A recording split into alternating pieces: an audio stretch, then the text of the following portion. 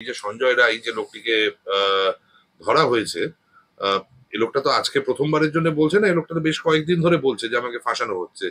তো এটা শুনানির সময় সুপ্রিম কোর্টের কাছে তো সিবিআই তরফ থেকে জানানো উচিত ছিল। তো আমরা তো আর এক্সপেক্ট করতে পারবো না যে একদিনের মধ্যেই হিরণ্যকশ্যপ থেকে পুলিশ প্রহ্লাদের ভূমিকা নিয়ে নেবে।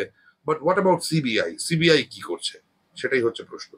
সিবিআই কেন চুপ করে বসে আছে, কেন? সেটা আমার মনে হয় গোটা রাজ্য তথা গোটা দেশ জানতে চাইছে। এই এখন মিডিয়ার এতটাই বারবারন্ত হয়েছে, কোনো মামলা, কোনো কেস হয়তো কিছুটা শুনানি হচ্ছে, এবার যেটা হয়নি সেটাও আগে থেকে একটা সেন্সেশন ক্রিয়েট করার জন্য বলে দেওয়া হচ্ছে।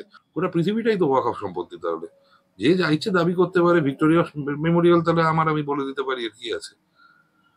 সে তো অনেকদিন ধরে দাবি ছিল যে গোটা পার্ক স্ট্রিট নাকি ওয়াকফ সম্পত্তি। দাবি তো এরকম উঠতেই থাকবে আর কি। এটা অদ্ভুত আইন, মানে আজকে আমার এই বাড়ির চেম্বারে বসে আপনাকে আমি ইন্টারভিউ দিচ্ছি, কালকে এসে যদি কেউ বলে যে এটা ওয়াকফ প্রপার্টি, এটা ওয়াকফ প্রপার্টি কি ওয়াকফ প্রপার্টি নয় সেটা ডিটারমিন করার জন্য ওয়াকফ বোর্ডে যেতে হবে। এ অদ্ভুত আইন একটা। বাংলায় রাষ্ট্রপতি শাসন আজকে নয়, আজ থেকে 7-8 বছর আগে হয়ে যাওয়া উচিত ছিল। বাট কেন্দ্র এ বিষয়ে সম্পূর্ণ নিশ্চুপ। কেননা যা ঘটনাবলী সমস্ত বাংলায় ঘটছে, এরপরেও যদি বাংলায় রাষ্ট্রপতি শাসন না হয়, তাহলে রাষ্ট্রপতি শাসনের এই ধারাটা রাখার আর তো কোনো মানে নেই। সেটাই তো তাদের সংবিধান থেকে ডিলিট করে দেওয়া যেতে পারে। দেখুন, অত্যন্ত দুর্ভাগ্যজনক ঘটনা। দুর্ভাগ্যজনক আমি কলকাতা পুলিশের ভূমিকার জন্য বলছি না, দুর্ভাগ্যজনক আমি বলছি সিবিআই এর এই একটা অদ্ভুত রকমের আচরণ দেখে আর কি। কেননা এই ঘটনাগুলো যে ঘটছে এটা তো সবাই দেখতে পাচ্ছে। সিবিআই যে চার্জশিট জমা দিয়েছে, সিবিআই চার্জশিটে তো সিবিআই নিশ্চয়ই এটাও দিয়েছে যে ফার্দার ইনভেস্টিগেশনেরও প্রেয়ার দিয়েছে। যখন সিবিআই দেখতে পাচ্ছে যে এইরম ভাবে মানুষের কণ্ঠরোধ করার চেষ্টা চলছে, সিবিআই তো এখনো অব্দি কাউকে আর এক্সট্রা তো আর আলাদা করে কাউকে ধরতে পারেনি। যাকে কলকাতা পুলিশ ধরেছিল তাকেই ধরে এই 55 দিনের মাথায় একটা চার্জশিট সাবমিট করেছে। আমাদেরকে প্রথমত যেটা মাথায় রাখতে হবে, যেটা মনে রাখতে হবে, সেটা হচ্ছে যে রাজ্য পুলিশের ওপরে তথা কলকাতা পুলিশের ভূমিকা খুব একটা বিশ্বাসযোগ্য নয় দেখেই, বা ইট ওয়াজ নট অ্যাবাভ সাসপিশন সেই দেখেই, যেদিনকে আমাদের ডাক্তার বোন যেদিনকে মারা যান, যেদিনকে তাকে নৃশংসভাবে ধর্ষণ করে খুন করা হয়, তার 4-5 দিনের মাথায় আমরা যখন জনস্বার্থের মামলা মুভ করি, কলকাতা হাইকোর্ট পাবলিক কনফিডেন্সটাকে বাড়াবার জন্য অ্যান্ড ফেয়ার ইম্পার্শিয়াল ইনভেস্টিগেশনের জন্য সিবিআই এর কাছে তদন্তটিকে ট্রান্সফার করে। তারপরে তো আপনারা সবাই জানেন যে সুপ্রিম কোর্ট স্বতঃপ্রণোদিত হয়ে এই বিষয়ে একটি মামলা রেজিস্টার করে তারপরে তো সুপ্রিম কোর্ট এখন সেই মামলাটির এই তদন্ত প্রক্রিয়া থেকে শুরু করে আরো বৃহৎ যে ব্যাপারগুলি আছে আর কি, বৃহত্তর যে ব্যাপারগুলো আছে সেটা সুপ্রিম কোর্ট মনিটর করছে। তো রাজ্য পুলিশ তথা কলকাতা পুলিশ যে সহযোগিতা করছে না, এটা তো নতুন নয়, এটা তো বহুবারই বহু ধাপে দেখা গেছে। এরপরেও এভিডেন্স ডিস্ট্রয় করার জন্যও যে আরজি করের ওপরে অ্যাটাক হয়েছিল, রাত্রিবেলা কলকাতা শহরের মধ্যে লরি করে লোক এসে তারা যে কি ধ্বংসলীলা চালিয়েছিল আরজি করে, সেটাও তো সবাই দেখেছে, সিবিআইও দেখেছে। সিবিআই যদি মানে চোখে তো ঠুলি পড়ানো নেই সিবিআই এর, কারণ সিবিআই এর যদি 18 মাস নয় 36 মাসে বছর হয়, তারা যদি এই ঘটনাগুলি কলকাতা হাইকোর্টের তো এখন আর বলতে পারবে না, সুপ্রিম কোর্টের কাছে ইন্ডিকেট না করে, তথা তারা যদি না বলে, আমরা তো আশা করেছিলাম যে সিবিআই এর তরফ থেকে আদালতকে এটা জানানো হবে যে আমরা এই ব্যাপারে কলকাতা পুলিশের কাছ থেকে হোস্টিলিটি ফেস করছি, ওরা হোস্টাইল ব্যবহার করছে। আর এই বিষয়টি তো আরো মানে অত্যন্ত গুরুত্বপূর্ণ। এই যে সঞ্জয় রায় যে লোকটিকে ধরা হয়েছে, এই লোকটা তো আজকে প্রথমবারের জন্য বলছে না, এই লোকটা তো বেশ কয়েকদিন ধরে বলছে যে আমাকে ফাঁসানো হচ্ছে। তো এটা শুনানির সময় সুপ্রিম কোর্টের কাছে তো সিবিআই তরফ থেকে জানানো উচিত ছিল। বা এই যে পিরিয়ডিক রিপোর্টস ফাইল করছে, যেটি বন্ধ খামের মধ্যে থাকছে, যেটির কন্টেন্টস কেউ জানে না বা জানতে পারছে না, সেন্সিটিভিটি মানে খুব সেন্সিটিভ রিপোর্ট সেগুলো বলে আর কি। তো তার মধ্যেও তো সিবিআই এর এটা তো ইন্ডিকেট করা উচিত ছিল যে এরকম একটি ব্যাপার উঠে আসছে। তো আমাদেরকে এখন তদন্ত করে দেখতে হবে যে এই লোকটি এতদিন কেন মুখ বন্ধ রেখেছিল, এখন কেন মুখ খুলছে, তার মানে তার উপরে কে চাপ সৃষ্টি করেছিল, কি কি কারণ ছিল যার জন্য সে এতদিন মুখ বন্ধ রেখে আজকে বলার চেষ্টা করছে আর আজকে তার কণ্ঠ রোধ করার চেষ্টা চলছে।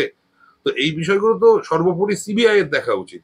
মানুষের মনে তো প্রশ্ন জাগবেই। এবার সেই প্রশ্নের উত্তর একমাত্র সিবিআই তদন্ত করে দিতে পারবে, কারণ কোর্ট মনিটর ইনভেস্টিগেশন। সিবিআই, দেখুন, আহ, দেশের প্রিমিয়ার ইনভেস্টিগেশন এজেন্সি, বাট তারপরেও যদি সিবিআই আজকে চুপ করে বসে থাকে, বা মানে তদন্তে সেই অর্থে আর কোনো যদি অগ্রগতি না করতে পারে, মানুষের হতাশা যেরকম আছে, হতাশা আরো বাড়বে। তো এটি হচ্ছে সব থেকে দুঃখের ব্যাপার। একটা প্রশ্ন উঠছে সমস্ত জায়গায় যে এই যে কালো কাচের গাড়িতে সঞ্জয় রায়কে নিয়ে যাওয়া, এত সক্রিয়তা কেন, কিসের জন্য? তো এটা সবাই তো বুঝতে পারছে। আপনাকে তো বলছি যে পুলিশ প্রথম থেকেই সহযোগিতা করছিল না এই তদন্তে। পুলিশের ভূমিকা নিয়ে আহ, সন্দেহ থাকাতেই সিবিআই এর কাছে এই কেসটি ট্রান্সফার করা হয়। তো আমরা তো আর এক্সপেক্ট করতে পারবো না যে একদিনের মধ্যেই হিরণ্যকশ্যপ থেকে পুলিশ প্রহ্লাদের ভূমিকা নিয়ে নেবে। তো পুলিশ যেটা করে পুলিশ করে যাচ্ছে, কিন্তু সিবিআই তা সত্ত্বেও যে চুপ করে বসে আছে, এটি সব থেকে বেদনাদায়ক, সব থেকে দুঃখজনক। প্রশ্ন হচ্ছে, মেয়েটির বাবা মা কি কোনোদিন জানতে পারবে না যে মেয়েটিকে কেন এরকম ভাবে অসহায় চলে যেতে হলো? আমাদের বোনও, আমাদের বোন মানে এই ডাক্তার মেয়েটি, যাকে এরকম ভাবে নৃশংসভাবে খুন করা হয়েছে, তাকে আমরা সবাই বাঙালির মানে পশ্চিমবঙ্গের, সমগ্র পশ্চিমবঙ্গের যারা জনসাধারণ, নয় তাদের কন্যা রূপে দেখছে, নইলে তাদের মেয়ে হিসেবে, বোন হিসেবে দেখছে। তো এটা ইস্যুটা অতটা ঠুনকো নয়, বা এরকম নয় যে একজন ইন্ডিভিজুয়াল বা একটি পরিবার তার সন্তান হারিয়েছে। গোটা বাংলা তার কন্যা অথবা ভগ্নীকে হারিয়েছে। একদম। বিনোদনদা, সঞ্জয় রায় কি কোথাও গিয়ে আসল আসামের নাম বলে দিল, না এর পেছনে অন্য কোনো খেলা আছে? দেখুন, এটা তো তদন্ত প্রক্রিয়ায় বলতে পারবে, আমি তো বলতে পারবো না, জ্যোতিষীও বলতে পারবে না, কারণ তদন্ত করে এই জিনিসগুলি বার করতে হয়। আমরা যেটা বলতে পারি সেটা হচ্ছে যে এই চেইন অফ সার্কামস্টান্সেস বা চেইন অফ ইভেন্টস যেটা, সেটা কোন কনক্লুশনের দিকে লিড করতে পারে। তো নিশ্চয়ই কিছু জিনিসকে ঢাকার চেষ্টা চলছে, যার জন্য এরকম ভাবে এই কাঁচে ঘেরা গাড়ি, কালো কাঁচে ঘেরা গাড়ি করে লোকটির কণ্ঠরোধ করার চেষ্টা করা হচ্ছে। আমার প্রশ্ন, আবার বলছি, আমার প্রশ্ন পুলিশের ভূমিকা নিয়ে নয়। আমরা সবাই জানি পুলিশের কি রোল বর্তমান সমাজে, পশ্চিমবঙ্গে। আমরা সবাই দেখেছি যে পুলিশ কিভাবে সাধারণ মানুষ তথা অপোজিশনের কথা তো ছেড়ে দিন, যারা আপনারা যারা মিডিয়ার সাথে যুক্ত আছেন তাদেরকেও কিভাবে অন্যায়ভাবে অ্যারেস্ট করছে, বা তাদের আপনার অফিসে গিয়ে রেড কন্ডাক্ট করছে, অ্যাকাউন্ট ফ্রিজ করছে, আমরা সবাই সেটা দেখতে পেয়েছি। তো পুলিশের কাছ থেকে আমি বারবার যেটা বলছি, আমরা তো এক্সপেক্ট করতে পারবো না যে একদিনেই ঘোর কলির থেকে হঠাৎ করে সত্য যুগে চলে যাবে। পুলিশ পুলিশের মতো কাজ করে যাচ্ছে, পুলিশের কাছ থেকে যেটা এক্সপেক্টেড সেটা করছে। But what about CBI? CBI কি করছে, সেটাই হচ্ছে প্রশ্ন। সিবিআই কেন চুপ করে বসে আছে, কেন? সেটা আমার মনে হয় গোটা রাজ্য তথা গোটা দেশ জানতে চাইছে। আহ, একটা প্রশ্ন উঠছে যে সঞ্জয় রায়ের যদি দাবি সত্যি হয়, সেক্ষেত্রে প্রাক্তন পুলিশ কমিশনার বিনীত গোয়েল কার নির্দেশে এই কাজ করবেন? দেখুন, অলরেডি তো একজন অফিসার ইনচার্জকে অ্যারেস্ট করা হয়েছে, যে তদন্তকে প্রভাবিত করার জন্য সিবিআই ওই যেটা আপনার আহ, আহ, ওই টালা পিএস না কোন পুলিশ স্টেশনের এই কানেকশনেই তো অ্যারেস্ট একটা হয়েছিল। তো পুলিশের যে ভূমিকা আছে সেটা তো কেউ বলছে না যে নেই ভূমিকা। তো এবার পুলিশের ভূমিকা থাকলে হেড অফ পুলিশ তো হচ্ছে কমিশনার অফ পুলিশ। তো তৎকালীন কমিশনারের নাম যখন উঠছে, তখন তো সিবিআই সেটা দেখা উচিত। ওপরে কে কার নির্দেশে হয়েছে, কি হয়েছে, সেটা তো তদন্তই বলতে পারবে। আমরা তো আন্দাজ করে এখন কিছু বলতে পারবো না, বললে তো সেটা মানুষকে মিসগাইড করা হবে, বা কি বলবো, castle in the air build করা হবে। একটা তদন্তকারী সংস্থা, যারা নিজেদেরকে স্পেশালাইজ বলে, যাদেরকে আমরা ভারতীয়রা সবাই মনে করি হচ্ছে ভারতের প্রিমিয়ার ইনভেস্টিগেটিং এজেন্সি, এটা আনকভার করা, ট্রুথটা বার করে আনা তাদের দায়িত্ব। তারা ঠুটো জগন্নাথ হয়ে না বসে থেকে আশা করা যায় তারা কাজ করবে। একদমই। আহ, ধৃত সঞ্জয় রায়ের মুখে বিনীত গোয়েলের নাম, মুখ্যমন্ত্রীর কাছে রিপোর্ট তলব রাজ্যপালের, তাতে কি রিপোর্ট দিতে বাধ্য মুখ্যমন্ত্রী? আমরা তো অনেক কিছুই দেখছি যে রাজ্যপাল মহোদয় বহু বিষয়ে রিপোর্ট কল ফর করেছেন, করেছেন, তারপরে তো তার আউটকাম কি হয় আমরা কেউ জানতে পারি না। তো এই ব্যাপার। সাম্প্রতিককালে সুপ্রিম কোর্টের প্রধান বিচারপতি পদ থেকে অবসর নিয়েছেন প্রাক্তন প্রধান বিচারপতি ধনঞ্জয় ওয়াই চন্দ্রচূড়। এখন প্রশ্ন হচ্ছে, অবসরের পরেও রীতিমতো ট্রোলিং পিছু ছাড়ছে না ডিওয়াই চন্দ্রচূড়ের। সুপ্রিম কোর্টে বিচারপতিরা আসবেন যাবেন, এটা তো নিয়ম, অথচ চন্দ্রচূড়ের বেলায় সেটা দেখা হচ্ছে না। সদ্য অবসর নেওয়া এই বিচারপতিকে কেন্দ্র করে একদম রীতিমতো যেন দেখা যাচ্ছে সমাজের বিভিন্ন স্তরে ক্ষোভের লাভা উগড়ে বেরোচ্ছে। পশ্চিমবঙ্গের ক্ষেত্রে গুরুত্বপূর্ণ বেশ কয়েকটি মামলা একদম সম্পূর্ণ অসম্পূর্ণ রেখেই বিদায় নিয়েছেন তিনি। এর মধ্যে রয়েছে আরজি কর মামলা, সরকারি কর্মীদের ডিএ, শিক্ষা দুর্নীতি এবং সাম্প্রতিককালে 26,000 চাকরি বাতিল, ওবিসি সার্টিফিকেট বাতিল সহ আরো বেশ কয়েকটি মামলা। বিচারপতি হিসেবে ডিওয়াই চন্দ্রচূড়ের যে ট্র্যাক রেকর্ড, তার ভাবমূর্তি, এসব দেখে প্রবল আশাবাদী ছিল সাধারণ মানুষ এবং আইনজীবীদের একটা বড় অংশ। সেই প্রত্যাশা পূরণ না হতেই কি এত চলে? পাবলিক কেন ট্রোল করছে পাবলিক বলতে পারবে। আমি যেটা আমার এত বছরের আইনজীবী হিসেবে আমার যা এক্সপিরিয়েন্স, তাতে যা আমি দেখেছি, সেটা হচ্ছে বিচারক বা বিচারপতি যারা হন, তাদের জীবনটা কিন্তু একদম মানে একটা সন্ন্যাসীর জীবন তাদেরকে পালন করে আসছে। তারা আমি দেখেছি ক্লাসিক্যাল জাজেস যারা, বা আমাদের এটা ক্লাসিক্যাল ইনস্টিটিউশন, তো তারা চিরকাল কিন্তু প্রচার বিমুখ হয়। তো প্রচারের আলোয় তারা আসতে চায় না, তারা নিঃশব্দে নিভৃতে তাদের কাজ করে যায়, সেটা হচ্ছে মানুষকে বিচার দেওয়া। ঋষি অরবিন্দর একটি কথা ছিল, অনেক আগে পড়েছিলাম আমি যখন আইন পড়তাম, তখন ঋষি অরবিন্দের কিছু মানে সেইংস এর উপরে একটা বই ছিল, তাদের লেখা ছিল, when the wise men talk and sleep, God is made. তো বিচারপতিদের ক্ষেত্রেও কিন্তু আমরা দেখেছি, মানে বহু বিচারপতিদেরকে তো আমরা দেখেছি আমার এই 20-21 বছরের ওকালতি জীবনে। আহ, আমরা দেখেছি যে তারা কতটা সাধারণ হিসেবে থেকে, সমাজের থেকে দূরে থেকে, প্রচারের থেকে দূরে থেকে তারা কিন্তু তাদের বিচার প্রক্রিয়া চালিয়ে গেছে। তো এটাই মানে আইনের দেবীর চোখ বাঁধা থাকে সম্পূর্ণ অন্য কারণে। চোখ খুলে বিচার করা বা চোখের উপরে যে ব্লাইন্ড ফোল্ডটা থাকে আর কি, সেটা হচ্ছে যে আইনের চোখে সবাই সমান, সে যতই পাওয়ারফুল হোক। আর সেই পাওয়ারফুল যে মানে কমিউনিটি, সে যতটাই অপ্রেস মানুষের বিরুদ্ধে থাকুক, তার চোখ বাঁধা থাকবে, কেননা সে ইম্পার্শিয়ালি বিচার করবে। আর যে ডবল এজেড যে যে তরোয়ালটা হচ্ছে দুদিকেই কাটে আর কি, দুদিকেই ধার আছে আর কি।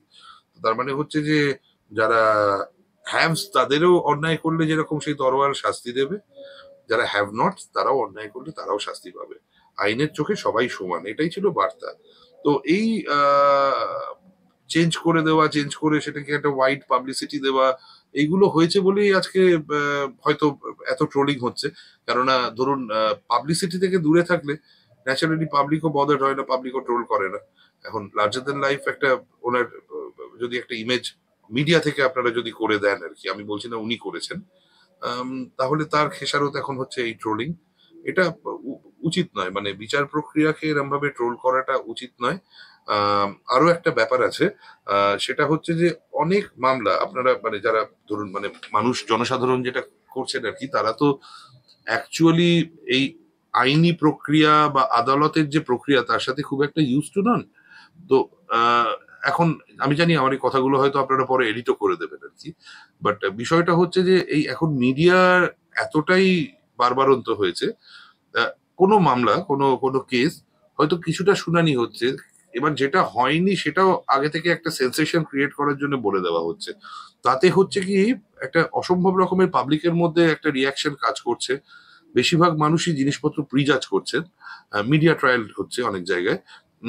সেটা হয়তো ঠিক নয়, সেটা গণতন্ত্রের জন্য ঠিক নয়, ডেমোক্রেটিক সেট আপের জন্য ঠিক নয়, রুল অফ ল যাকে বলে বা আইনের শাসন, তার জন্য একদম ঠিক নয়।